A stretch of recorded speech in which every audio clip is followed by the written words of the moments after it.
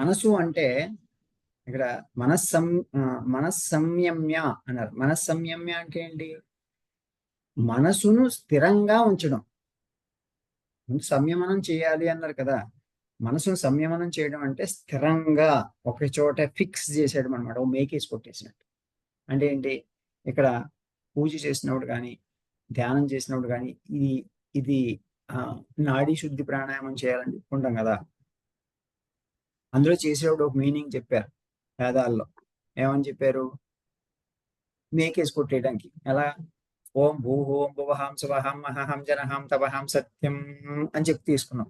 అంటే మనసుని అంత దూరం తీసుకెళ్ళిపోయావు, సత్యలోకానికి తీసుకెళ్ళి ఓం తత్సవితుర్వరేణ్యం భర్గో దేవస్య ధీమహి ధియో యో నః ప్రచోదయాత్ అని ముక్కుడు వదిలేసి పూర్తిగా అక్కడ ఫిక్స్ చేసి మళ్ళీ మేకేసి కొట్టాలి కదా. అపోజోజృమృతం బ్రహ్మ భూర్భువస్వరో మన కుడుముక్తో పీల్చావు. అక్కడ ఫిక్స్ చేసేసావు మేకేసి. అక్కడ వెళ్ళావు, ఫిక్స్ చేసావు, మేకేసి కొట్టావు. అక్కడ ఫిక్స్ చేసేసావు పూర్తిగా. అంతే. అక్కడ నిలిచిన తర్వాత ధ్యానం మొదలు పెడతాం, లేదంటే పూజ మొదలు పెడతాం. అప్పటి వరకు నీకు పూజ లేదు, ధ్యానం లేదు. ఫస్ట్ అక్కడ తీసుకెళ్ళడం మనసుని. అంటే ఈ యొక్క 14 లోకాలని దాటి భూహ భోహ సోహ మహః జనః తపః అనేది ఈ 14 లోకాలు అన్నమాట. సత్యలోకానికి తీసుకెళ్ళిపోయావు. సత్యలోకంలో ఇవన్నీ ఉంటాయి. ఇవన్నీ కేవలం తాత్కాలికంగా ఉండేటువంటివి అనమాట. అందుకని ఈ యొక్క ప్రాణాయామం పెట్టారు మనకి ఋషులు. ఈ ప్రాణాయామం ఎందుకు పెట్టారంటే ఈ మనసుని తీసుకెళ్ళి ఆ సత్యలోకంలో పెట్టి అక్కడ మేకేసి కొట్టేసి అక్కడ కూర్చొని పూజ చేయాలి. అంతేగాని మళ్ళా ఇటు అటు తిరుగుతూ సంచరిస్తూ రకరకాల ఆలోచనలు పెట్టుకుని ఏవో మాట్లాడుతూ పూజలు ఏం చేస్తాం? ఇంకా మేము పూజ ఎందుకు చేయడం మాత్రం దానికి? మీకు ధ్యానం ఎందుకు చేయడం? కాబట్టి అంత శ్రద్ధగా మనసుని మనం ముందు తీసుకెళ్ళి ఫిక్స్ చేసి చేయాలన్నమాట. మనకి ఇంత ముందు శ్లోకాల్లో ఏం చెప్పారు? ఆసనం ఎలా ఏర్పాటు చేసుకోవాలి, ఎలా కూర్చోవాలి, నడుము మెడ తిన్నగా ఎలా పెట్టుకోవాలి, ఇవన్నీ మనకు చెప్పారు. అంటే ఫిజికల్ పొజిషన్ అంతా. ఇప్పుడు మైండ్ స్టేట్ చెప్తున్నారు. మైండ్ స్టేట్ ని అంతవరకు తీసుకెళ్ళి పరమాత్మ మీద బ్రహ్మచర్యము అంటే బ్రహ్మము యందు చరిస్తూను ఉండు, అంటే ప్రాపంచిక విషయాలు ఏది గుర్తుకు రాకూడదు అని చెప్పి ఇక్కడ కరెక్ట్ గా మనకి పరమాత్మ చెప్పి ఉన్నారు. అది ధ్యానానికి చాలా చక్కటి వివరణ అన్నమాట ఇది. ఏది? ఈ శ్లోకం చాలా ముఖ్యం. ఇంకా దీనిలో మనం గతం గురించి కానీ భవిష్యత్తు గురించి కానీ ఈ ఏదో ఆందోళన వచ్చి ఉండొచ్చు. ఆ వచ్చిన ఆందోళన మళ్ళీ మనసులోకి మళ్ళీ వస్తూ ఉంటుంది. ఎందుకు వస్తుంది అసలు? అది ఎందుకు వస్తుంది అంటే దీని మీద ఉన్నటువంటి ఇంపార్టెన్స్, శ్రద్ధ, సంకల్పము, పట్టుదల దానికంటే ఎక్కువ లేదు కాబట్టి. ఈ సంకల్పమే బ్రహ్మమే నీకు అంత గొప్ప సంకల్పం అయితే ఆ ఆలోచనలు నీకు మనసులోకి రావడానికి తావులేదు. అదనమాట. తర్వాత కామ సంబంధమైనటువంటి ఆలోచనలు మనసులోకి రానియకూడదు, కట్టిపడే. అందుకని బ్రహ్మచర్యములో ఈ కామ సంకల్పం అనేటువంటిది ఉండకూడదు. తాను వేదములను శాస్త్రములను గురుముఖత అర్జించినటువంటి జ్ఞానము మననం చేసుకోవాలి. అంటే శ్రవణ మనన నిధిధ్యాసన. ఇప్పుడు విన్నది మళ్ళా మననం చేసుకోవాలి. మననం చేసుకొని నిధిధ్యాసనము దాన్ని ఫిక్స్ చేశారు మైండ్లో. అప్పుడు ఏంటి? ఇతర విషయాలు ఏది కూడా ఇంపార్టెన్స్ రాదు. ఎస్, ఇది కరెక్ట్ అని చెప్పి నీ మనసుకి పూర్తిగా బోధించాలన్నమాట ఈ విషయాన్ని అంతటిని కూడా. ఇవన్నీ కూడా చేస్తే మనసు సంయమింపబడుతుంది. మనసును సంయమింపబడటం అంటే అదనమాట. అంటే మన మనసు మన అదుపులోకి వచ్చేస్తుంది. అటు ఇటు పోకుండా ఉంటుంది. చంచలంగా ఉండదు, స్థిరంగా ఒకచోటే ఉంటుంది. అటువంటి మనస్సును ఆత్మయందు స్థిరంగా నిలపాలి అని చెప్పారు. అంతే. అప్పుడు వరకు నిలపలేం. ముందు అదంతా చేయాలి. సో కాబట్టి తర్వాత అందుకని ఇదంతా చేయడం కోసమే మనకి నియమ నిష్టలు అనమాట. యమ నియమాలు ఇవన్నీ పాటించడం దానికోసమే. అది పాటించకపోతే నువ్వు ధ్యానం చేయలేవు. అందుకని మనకి యమనియమాల్ని ముందే పెట్టేశారు, పంచశీల సూత్రాలు ముందే పెట్టేశారు బుద్ధుడు కూడా. సో కాబట్టి ఈ నియమాలు లేకుండా, ఈ ప్రిసెప్షన్స్ అంటారు దేనికైనా సరే, ఆ ప్రిసెప్ట్స్ లేకుండా ధ్యానం కుదరదు. ఆ ప్రిసెప్ట్స్ తీసుకోవాల్సిందే. అందుకని ముందు ఏ ధ్యానంలోకి వెళ్ళినా కానీ ముందు ఓత్ చేపిస్తారు ఈ పంచశీలాలతో. ఈ పంచశీలాలు పాటిస్తేనే నువ్వు ధ్యానానికి ముందుకు వెళ్తావు. ఇది తప్పకుండా పాటిస్తానని చెప్పి ప్రమాణం చేస్తే నీకు ధ్యానం నేర్పిస్తా ఉంటా. ఎందుకది? అది చేయకపోతే ధ్యానం ఎలాగ నేర్పిస్తారు? నేను చేయను, నాకు కుదరదు, నాకు ఇవన్నీ కుదరదు, నాకు ఇంట్లో చాలా పని ఉందన్నావు అనుకో, నీకు ధ్యానం ఏమొస్తుంది ఇంకా? అవునా కదా? సో కాబట్టి ఇది మాత్రం మనం గుర్తుపెట్టుకోవాలన్నమాట. తర్వాత ఎవరిని కూడా చింతించాలి అంటే మచ్చిత్తో అంటే ఏంటి? భగవంతుని చిత్తములో నిలుపుకోవాలన్నారు. అంటే మళ్ళీ ఎవరిని నిలపకూడదు చిత్తంలో. మనసులో ఏమన్నా మచ్చిత్త మత్పరహ అంటే భగవంతుడు. మత్పరహ అంటే ఇంకా ఇక ఆ భగవంతుడు తప్ప మరొక దిక్కు లేదు అని నమ్మాలి. నాకు భగవంతుడు తప్ప వేరే దిక్కే లేదు, నాకు వీళ్ళున్నారు వాళ్ళున్నారు ఇంకేం అనుకోవద్దు. ఇంకా కేవలం భగవంతుడు ఒక్కడే ఉన్నాడు, ఇదంతా టెంపరీ. అదే కదా హరిశ్చంద్రుడు చెప్పాడు, మాయామేయ జగంబి నిత్యమని సంభావించి నా ఇల్లాలని నా కుమారుడని ఎంతో అల్లాడిన ఈ శరీరము కట్టెలంగాలుచున్నప్పుడు తప్పింపరారు కదా అని చెప్పి మనకి హరిశ్చంద్రుడు ఒకసారి గొప్ప సందేశాన్ని ఇచ్చాడు. మనకి ఎంతో అల్లాడిపోతూ ఉంటారంట, వీళ్ళ వాళ్ళని వాళ్ళు అని చెప్పేసి. అంటే ఇదంతా ఆ టెన్షన్ అన్ని కూడా, ఆ భయాలన్నీ కూడా వచ్చే దేని వల్ల వస్తున్నాయి? ఆందోళన ఎందువల్ల వస్తుంది? కేవలము ఈ యొక్క అజ్ఞానం వల్లనే వస్తుంది. ఈ టెంపరీ విషయాల మీద పడి ఇదే శాశ్వతం అని అనుకోవడమే ఆ అజ్ఞానం. ఇది నేను శరీరాన్ని అనుకోవడమే ఒక అజ్ఞానం. నువ్వు ఆత్మస్వరూపుడు, నువ్వు శరీరం ఏంటి? నువ్వేదో ఇది ధరించావు, దీన్ని ఏదో పర్పస్ కోసం ఉపయోగించడం. ఈ శరీరం పరోపకారార్థం ఇదం శరీరం. ఈ శరీరం పరోపకారార్థం కోసం వచ్చింది, దాన్ని తీసుకున్నాం, వాని మంచి పని చేసింది, దాన్ని కర్మలన్నింటినీ తొలగించి భగవత్ సేవలో పెట్టి అంతే. దానికోసమే ఇది ఉన్నది అంతే తప్ప వేరే దానికోసం ఏమీ కాదు. వేరే దానికోసం అని చెప్పేసి ఆ సెన్సరీ ప్లేసెస్ లో పడి అది అనుభవిద్దాం ఇది అనుభవిద్దాం అని చెప్పి ఎంత ప్రాకులాడినా నా ప్రాకులాట అంతా కూడా ఎప్పటికీ ఆ కోరికలు తీరవు. ఎప్పటికీ ఈ సెన్సెస్ ఇంద్రియాలు మనసు ఎప్పుడు తృప్తి పడదో. ఎంత చేసినా కాసేపటికే మళ్ళీ మామూలే. కాబట్టి ఆ సాటిస్ఫైడ్ చేద్దాము ఇక్కడ తోటి కొంత అనుభవించేసి తర్వాత చూద్దాంలే అని అనుకోవడం మాత్రం మూర్ఖత్వమే అవుతుందండి. కాబట్టి అనుభవించేద్దామని ఏమో అనుకోవడం, దానివల్ల ఎంతో నష్టపోయిన వాళ్ళు ఎంతో మంది ఉన్నారు. అలా చేయకూడదు ఎప్పుడు కూడా. సో తర్వాత నెక్స్ట్ శ్లోకంలో వెళ్లే ముందు యుక్త అని ఒక పదం వాడారు ఇక్కడ. అంటే యుక్తుడు అంటే ఏంటి? తెలివైనవాడు అని కదా.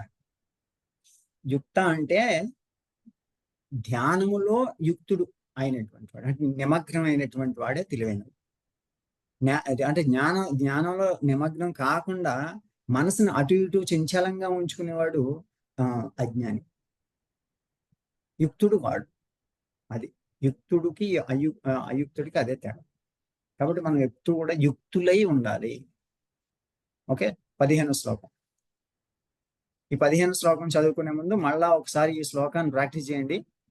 ప్రసంతాత్మ విగతిభిః ప్రసంతాత్మా విగతిభిః బ్రహ్మచారీ వ్రతే స్థితః బ్రహ్మచారీ వ్రతే స్థితః సంయమ్యమచ్చిత్తో సంయమమచ్చిత్తో యుక్త ఆసీత మత్పరః యుక్తః ఆసీత మత్పరః. నెక్స్ట్ శ్లోకం 15వ శ్లోకం. యుజ్ఞన్నేవం సదాత్మానం యుజ్ఞన్నేవం సదాత్మానం యోగీ నియత మానసః యోగీ నియత మానసః శాంతిం నిర్వాణ పరమాం శాంతిం నిర్వాణ పరమాం మత్సంస్థామతి గచ్చతి. మత్సంస్థామతి గచ్చతి. నిగ్రహింపబడినటువంటి నియమించబడినటువంటి మనసు గల యోగి తన మనస్సును ఎల్లప్పుడూ కూడా ధ్యానమునందే లగ్నము చేస్తాడు. ఎల్లప్పుడూ కూడా సర్వకాల సర్వావస్థల యందు కూడా. అంటే నేను కాసేపు పొద్దున్నే కూర్చున్నాను ధ్యానంలో లగ్నం చేసిన మిగిలిన టైం కుదరదానక, అలా కాదు. ఎల్లప్పుడూ కూడా ధ్యానము యందే లగ్నం చేస్తాడు. నా స్వరూపము నా స్వభావము మోక్షమునకు ప్రతిరూపము అయిన పరమశాంతిని పొందుతాడు అన్నాడు. అంటే భగవంతుని స్వరూపం. శ్రీకృష్ణ పరమాత్మ చెప్తున్నాడు నా స్వరూపం అంటే భగవంతుని స్వరూపం అని చెప్పేసి. నా స్వభావము అంటే భగవంతుని యొక్క స్వభావం. భగవంతుని యొక్క స్వభావం ఎలా ఉంటుంది? దైవ గుణాలతో నిండి ఉంటుంది, ప్రశాంతంగా ఉంటుంది, శాశ్వతమైనటువంటి తత్వం, భగవత్ తత్వం, పవిత్రమైనటువంటి తత్వం, అనంతమైనటువంటి తత్వం. ఆ తత్వం మనకు వస్తుంది. నా స్వభావము మోక్షమునకు ప్రతిరూపము అయినటువంటి పరమశాంతిని పొందుతాడు. పరమశాంతి అంటే శాంతి అనేటువంటి 3 సార్లు చెప్తాం. ఓం శాంతి శాంతి శాంతి. పరమశాంతికి అంటే పరమాత్మయందు పూర్తిగా లీనమై కలిసిపోయి ధ్యానంలో లభించేటువంటి ఆ పరమశాంతి అన్నమాట. అంటే ధ్యానంలో లభించేటువంటిదే పరమశాంతి. కాసేపు పీస్ఫుల్ గా నిద్రపోయాము అంటే కాసేపు శాంతి వచ్చింది, శాంతి దాని శాంతి అన్నది ఏదో కొంచెం పీస్ఫుల్ అయింది మైండ్, అయిపోయిందా? కాదు. ధ్యానంలో లభించేటువంటిది పరమశాంతి. అంటే పరమాత్మ యందు ఎప్పుడైతే నువ్వు రమిస్తావో అప్పుడే పరమశాంతి వస్తుంది అనమాట. ఈ ప్రకారంగా ధ్యానం చేసేటువంటి యోగికి ఎటువంటి ఫలితం కలుగుతుంది అంటే పరమశాంతి కలుగుతుంది అని చెప్పారు. సో మనందరికీ లేదేంటి? అందరికీ ఉంటాయి. డబ్బులు సంపాదించేస్తారు, అన్ని రకాలైనటువంటి అనుభవించేస్తూ ఉంటారు, కానీ శాంతి మాత్రం ఉండదు, మనశ్శాంతి మాత్రం ఉండదు. చూడండి, ఇప్పుడు అందరికీ కొరమైనది అదే కదా, ఎత్తుక్కుంటూ ఉంటారు. మళ్ళీ శాంతి ఎక్కడ ఉంటుందో అని చెప్పేసి అక్కడికి ఇక్కడికి వెళ్తూ ఉంటారు. ఎక్కడ దొరుకుతుంది మనశ్శాంతి? మనసే తెగులుతూ ఉంది కదా, రోగం దానికి అటు ఇటు పోతా ఉంటుంది. మరి అలాంటప్పుడు ఎక్కడ శాంతి దొరుకుతుంది? మనశ్శాంతి ఎక్కడ శాంతి దొరకదు. కాబట్టి నీ మనసులోనే దొరుకుతుంది నాయన. నువ్వు ధ్యానం చెయ్యి, ధ్యానం ద్వారా నువ్వు పరమశాంతిని పొందుతావు అని చెప్పి పరమాత్మ గట్టిగా నొక్కి వక్కాణని చెప్తా ఉన్నారు. మళ్ళీ ఇంకొకళ్ళు ఎవరో మధ్యలో చెప్పట్లే కదా, పరమాత్మే డైరెక్ట్ గా చెప్తున్నారు. సో అటువంటి ఫలితాన్ని, అటువంటి పరమశాంతిని మనం పొందాలి అంటే తప్పనిసరిగా ధ్యాన సాధన చేయాలి. ఆ ధ్యాన సాధన చేయడం కోసం నియమాలు పాటించాలి, నియమనిష్టలతో ఉండాలి. మన ఆహారం సరిగ్గా ఉండాలి, మన విహారం సరిగ్గా ఉండాలి. అది అందరికి కూడా లేనిది. మనమందరం వెతికేది దేనికోసం వెతుకుతున్నాం? దేనికోసం అందరూ వెతికేది? శాంతి కోసమే కదా. ఎందుకు ప్రశాంతంగా ఉండాలని ఎక్కడికో పోతా ఉంటాడు. మళ్ళీ ఈ యొక్క ఎంతో ధనాన్ని ఖర్చు పెట్టి తిరుగుతూ ఉంటారు. పరమశాంతిని పోవడం కోసం ఎంతో ధనాన్ని ఖర్చు పెట్టి మాదక ద్రవ్యాలు కూడా అలవాటు పడిపోతుంటారు కొంతమంది. మనశ్శాంతి లేక ఏం చేస్తారు? కొంతమంది స్లీపింగ్ ట్యాబ్లెట్లు కూడా వేసేసుకుంటూ ఉంటారు. ఇంకేం చేస్తారు? అలా ఉంటుందన్నమాట. అంటే అంత దారుణంగా ఉంటుంటారు అన్నమాట. అంటే ఏంటి? ఇంక ఆ మనసు అంత కకావికలం అయిపోయింది, ఇంకేం చేయలేకపోతున్నారు. ట్యాబ్లెట్ వేస్తే కానీ కుదరట్లేదు. అలాంటి పరిస్థితి ఏర్పడిపోతుంది ఈ మధ్య జనాలు. వాటికి కూడా మాదక ద్రవ్యాల్లో కొంతమంది ఏమో తాగుడికి అలవాటు పడిపోతున్నారు. ఇలా అనేక రకాలుగా మత్తు పదార్థాలకి అలవాటు పడిపోవడానికి కారణం ఏంటంటే మనశ్శాంతిని తెచ్చుకోవడం కోసం ఇవన్నీ కక్కుర్తి పనులు అనమాట, రకరకాల పిచ్చి పిచ్చి పనులు అనమాట. మరి వాటి నుంచి మనిషి అధోగతి పాలు కాకూడదని చెప్పి పరమాత్మ మన మీద ఎంతో ప్రేమతో ఈ యొక్క మార్గాన్ని మనకి ఇచ్చారు. సో కాబట్టి ఈ మనకందరికి కూడా ఈ బయట విషయాలు ఏది కూడా శాంతిని ఇవ్వదు. మన మనస్సును పరమాత్మ మీద లగ్నం చేసి ధ్యానం చేయడమే ఒకటే మార్గము అనేటువంటి విషయాన్ని మనకి పరమాత్మ నొక్కి వక్కాని చెప్తున్నారు. మనసు ఆత్మయందు నిలిపితే శాంతి దానంతట అదే వస్తుందిరా నైనా అని చెప్పారు. ఈ శాంతి స్వరూపుడే భగవంతుడు. శాంతి స్వరూపుడు. శాంతి ఎక్కడో లేదు, భగవంతుని అందే శాంతి ఉంది. బయట ప్రదేశాల్లో, ప్రపంచంలో దొరికే వస్తువులలో శాంతి దొరకదు. అది క్షణికము. ఒకవేళ దొరికినా క్షణికమైనటువంటిది. కాబట్టి ఒక ప్లేస్ తోటో లేదంటే ఒక దీంతోటో ఒక కార్యక్రమంతో శాంతి వచ్చేది కాదు అది. కాబట్టి శాంతి అంటే నిరంతరము ధ్యాన స్థితిలో నిలబడాలన్నమాట.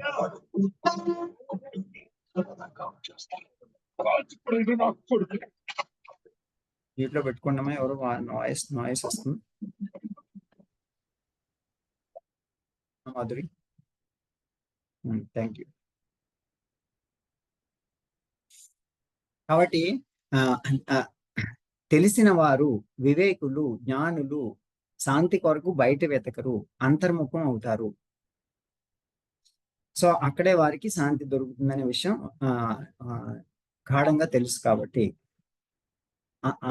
ఆ శాంతి కావాలంటే మనోనిగ్రహము, నిరంతరము అభ్యాసము, ఇవే మార్గాలు, అంతే తప్ప వేరే మార్గం లేదు. అందుకే సదా యుంజన్ అంటే ఎల్లప్పుడూ అభ్యాసము చేయాలి. అందుకనే తప్పనిసరిగా సాధన చేయాలి అని ఎందుకు రోజు చెప్తూ ఉంటాను, అందరికీ చెప్తూ ఉంటాం. కానీ ఏంటంటే కొంతమందికి అర్థం కాదు.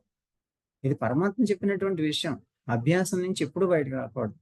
ఎప్పుడు కూడా నేను అంతనే పిల్లలకి కానీ, పెద్దవాళ్ళకి కానీ, టీచర్స్ కానీ చెప్తూ ఉంటాను, మీరు ఎప్పుడు కూడా సాధన చేయకుండా బయటికి వెళ్ళకూడదు అని చెప్పి. సాధన చేయకుండా బయటికి వెళ్తే ఏమవుతుంది?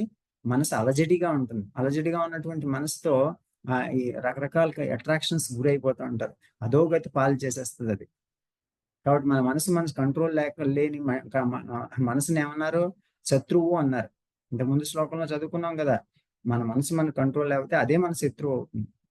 మన మనసు మనం కంట్రోల్లో పెట్టుకుంటే అదే మనకి మిత్రుడు అవుతుంది. కాబట్టి కంట్రోల్లో పెట్టుకునే వెళ్ళాలి బయటికి. కంట్రోల్లో పెట్టుకోవాలంటే అభ్యాసం చేయాలి. యోగాభ్యాసం లేకుండా బయటికి వెళ్ళొద్దు అసలు. ప్రతిరోజు తప్పనిసరిగా అభ్యాసం చేయాలన్నమాట. ఒకరోజు చేస్తే సరిపోతుందని కాదు, ప్రతిరోజు చేయాలి, తప్పనిసరిగా చేయాలి. చేసే మనం బయటికి వెళ్ళాలి. చూడండి, యోగ సాధన చేసి మీరు బయటికి వెళ్ళినా కానీ మనసు ఎక్కడిగా చంచలం అవ్వదు, దేనికి అట్రాక్ట్ అవ్వదు, నిర్భరంగా ఉంటుంది, ప్రశాంతంగా ఉంటుంది. నువ్వు ఎటువంటి విషయాలు చూసినా, ఆ పిచ్చి పిచ్చి రకరకాల తిళ్ళు తిన్నా, ఆ తిళ్ళు అందరూ తింటున్నా కానీ ఈ మనసు అట్రాక్ట్ కాదు. ఎందుకు? నువ్వు సాధన చేసావు కాబట్టి, నువ్వు సాధకుడు, నీ మనసు నీ కంట్రోల్లో ఉన్నది. వీళ్ళందరూ మనసు కంట్రోల్లో లేక రకరకాల పిచ్చి పనులు అన్నీ చేస్తూ ఉన్నారు అనేటువంటి విషయం నీకు అర్థమవుతూ ఉంటుంది. ఎందుకంటే నీ మనసు నీ కంట్రోల్లో ఉంది కాబట్టి. నువ్వు సాధన చేయకపోతే నువ్వు కూడా వాళ్ళలాగే తయారు. కాబట్టి భక్తి శ్రద్ధతో, ఏకాగ్రతతో మనసును సాధన చేయండి. నిరంతరం కూడా అభ్యాసం చేస్తూనే ఉండాలి. ఏమాత్రం అభ్యాసం మానినా మనసు మాత్రం చాలా పవర్ఫుల్ అని గుర్తుపెట్టుకోవాలి. మనం ఇక్కడ మనసు అంతర్ముఖం చేయడం అలవాటు చేయాలి తప్పనిసరిగా. అందుకనే ఆ లలితా సహస్రనామంలో ఏం చెప్పారు? అంతర్ముఖ సమారాధ్య బహిర్ముఖ సుదుర్లభ అని చెప్పారు. అంతర్ముఖ సమారాధ్య, అంతర్ముఖంగా అప్పుడే భగవంతుడు లభిస్తాడు అనేది. ఓకే, భగవంతుని మీద భక్తి శ్రద్ధ, ఏకాగ్రమైనటువంటి మనస్సు, నిరంతర అభ్యాసము, మనసును అంతర్ముఖం చేయడము. అది భక్తి శ్రద్ధ ఏకాగ్రత. మనసును నిరంతరం కూడా అభ్యాసం చేయడం, మనసు అంతర్ముఖం చేయడం, మనసు ఆత్మలో నిలబడం. ఇదే ధ్యానం అంటే. మీకు అర్థమైంది కదా? భక్తి శ్రద్ధ లేకుండా ధ్యానం కుదరదు. ఫస్ట్ థింగ్, ఏకాగ్రత లేకుండా ధ్యానం కుదరదు. ఆ మూడు కంపల్సరీ ఉండాలి. ఇంకా ఈ ఇంద్రియాలన్నింటిని కూడా ఇంద్రియ నిగ్రహ శక్తి ఉండాలి కదా. మరి ఇవన్నిటిని నిగ్రహించుకుని నిరంతరం కూడా అభ్యాసం చేయాలి. ఏంటి? నిగ్రహించేటువంటి అభ్యాసం అంటే వాడు బయటికి పోకుండా అంతర్ముఖం చేయడం అనేటువంటి అభ్యాసం చేయాలి. మనసును ఆత్మీయందే నిలపడం, ఇదే ధ్యానం. ఈ ధ్యానంతోనే పరమశాంతి లభిస్తుంది. కాబట్టి ఈ జీవితానికి నాకు శాంతి లేదు భగవంతుడా, నాకు ఎక్కడో శాంతి అని చెప్పేసి నువ్వు ఎన్ని ఏడుకొండలు ఎక్కినా కానీ శాంతి ఎక్కడ వచ్చేది? ఎక్కడిస్తాడు చెప్పండి? ఎవరు తీసుకొచ్చి ఇస్తారు? ఆ కాసేపు నువ్వు శాంతిని పొందొచ్చు కానీ అది శాశ్వతం కాదు. నువ్వు అభ్యాసం చేసి పొందినటువంటి ధ్యానంలో నిలబడితేనే శాంతి లభిస్తుంది అన్నమాట. అని సో మనం ఇప్పటి నుంచి కూడా వేరే మార్గాల్ని ఆశించకుండా పరమశాంతి పొందడం కోసం నిరంతరం అభ్యాసం చేసి, నిరంతరం ధ్యానం చేసి తప్పనిసరిగా పరమశాంతిని పొంది భగవంతుని యొక్క అనుగ్రహంతో ఆత్మజ్ఞానాన్ని, బ్రహ్మజ్ఞానాన్ని పొందగలము. అది నమ్మండి, అది సాధన చేయండి, ముందుకెళ్ళండి, అంతే. మళ్ళీ వేరే కన్ఫ్యూజనే వద్దు మనసులో. 16వ శ్లోకం రేపు చదువుకుందాం. ఓం తత్సదితి శ్రీమద్భగవద్గీతాసు ఉపనిషత్సు బ్రహ్మ విద్యాయాం యోగ శాస్త్రే శ్రీకృష్ణార్జున సంవాదే ఆత్మ సంయమ యోగో నామ అధషష్టోధ్యాయః. 6వ అధ్యాయం ఆత్మ సంయమ యోగం చదువుకున్నప్పుడు ఇప్పుడు లలితా సహస్రనామం చదివి ధ్యానం చేద్దాం.